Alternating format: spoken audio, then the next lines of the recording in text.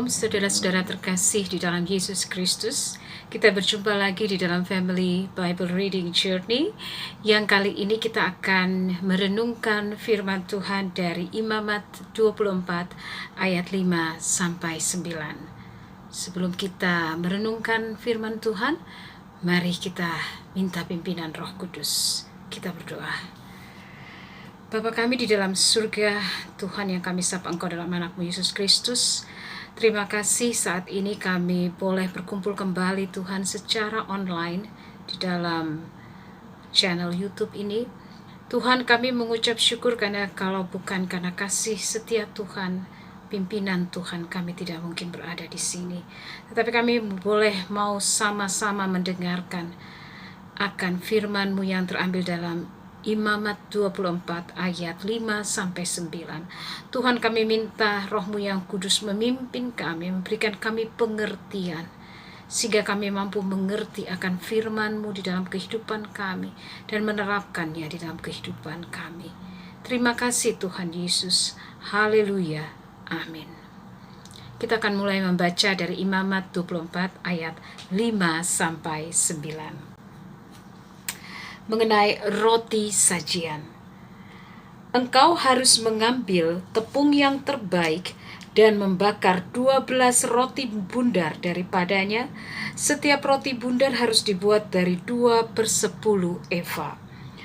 Engkau harus mengaturnya menjadi 2 susun, 6 buah sesusun, di atas meja dari emas murni itu di hadapan Tuhan. Engkau harus membubuh kemenyan tulen di atas tiap-tiap susun kemenyan, itulah yang harus menjadi bagian ingat-ingatan roti itu, yakni suatu korban api-apian bagi Tuhan. Setiap hari Sabat ia harus tetap mengaturnya di hadapan Tuhan. Itulah dari pihak orang Israel suatu kewajiban perjanjian untuk selama-lamanya. Roti itu teruntuk bagi Harun serta anak-anaknya, dan mereka harus memakannya di suatu tempat yang kudus. Itulah bagian maha kudus baginya dari segala korban api-apian Tuhan. Itulah suatu ketetapan untuk selama-lamanya. Pada ayat-ayat sebelumnya kita melihat bagaimana Tuhan mengatur segala sesuatunya bagi bangsa Israel.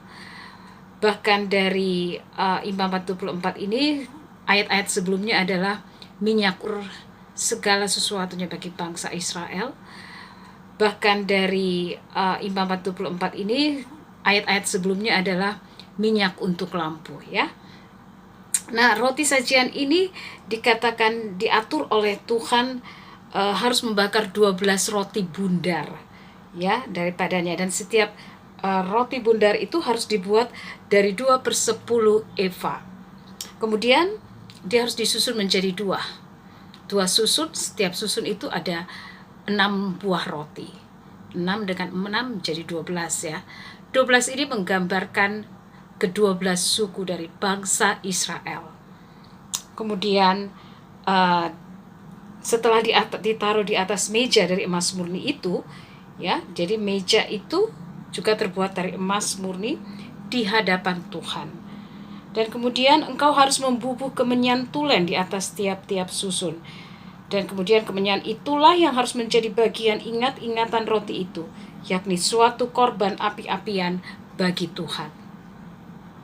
Setiap kepercayaan atau agama sejak dahulu, ya, selalu mereka memberikan kemenyan atau memberikan persembahan, ya, sesajen istilahnya, ya.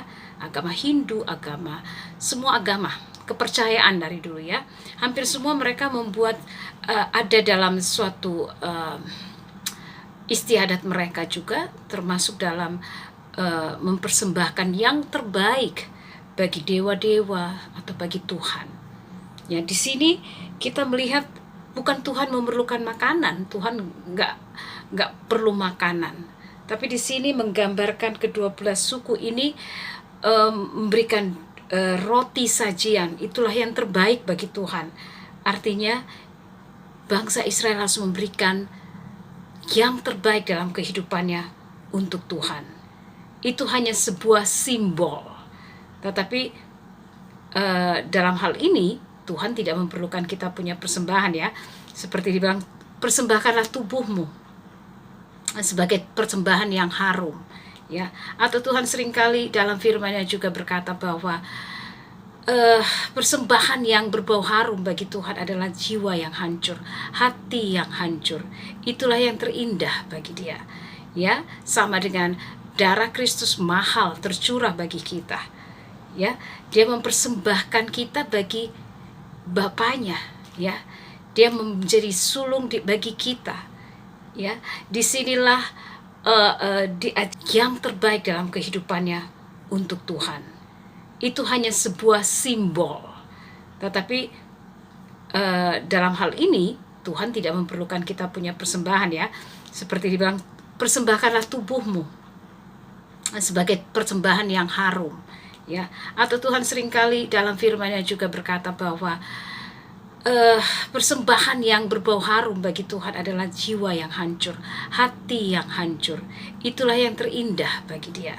Ya, sama dengan darah Kristus mahal tercurah bagi kita.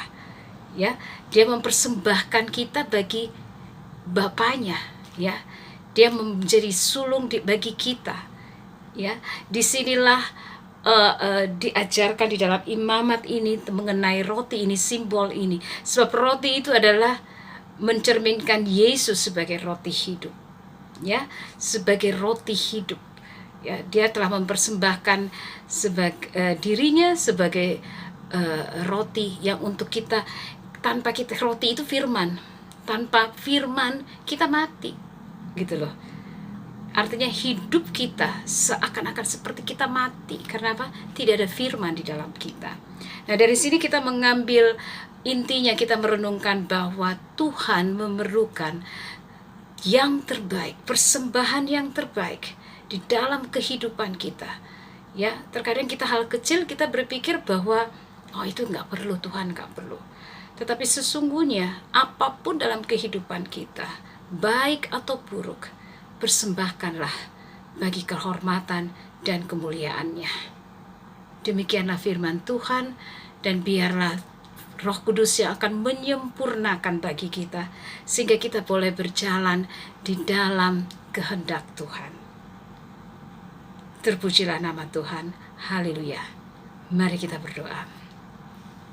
Tuhan Yesus, kami sudah selesai, dan biarlah